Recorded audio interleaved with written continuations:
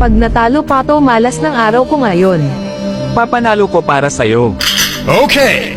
Kaya dito nag-4cc ako. Make some noise for yours truly. Palong-palo pa kalaban namin dito nag-invade sa buff ko. Nakuha pa niya yung buff ko. Pero nakapag level 4 naman ako dito.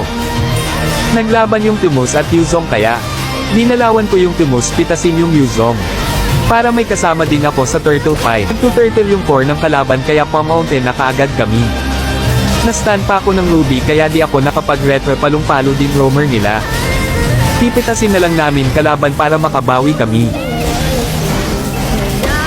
Pinasok na rin namin sa turret yung Roger para mapitas. Nakombohan pa kami ng Ruby nila. Tamang abang lang kaya dito pipitasin ko yung Yuzong.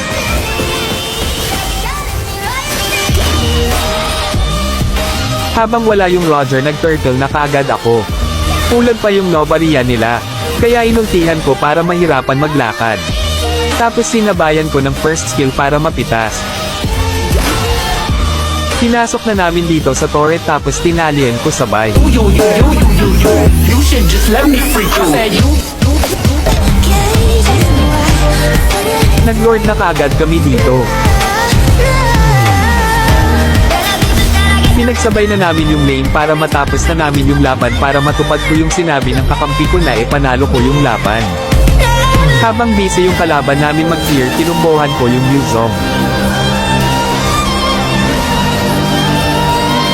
Mahihirapan ng mga kalaban namin kaya dito na nga namin matatapos ang laban.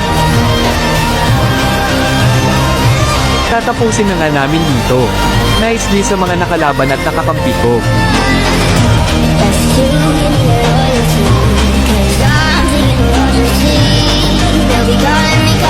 Dito pagkatapos ng laban, sinabihan ko yung Leslie, di ba panalo? Kala ko talo na naman eh.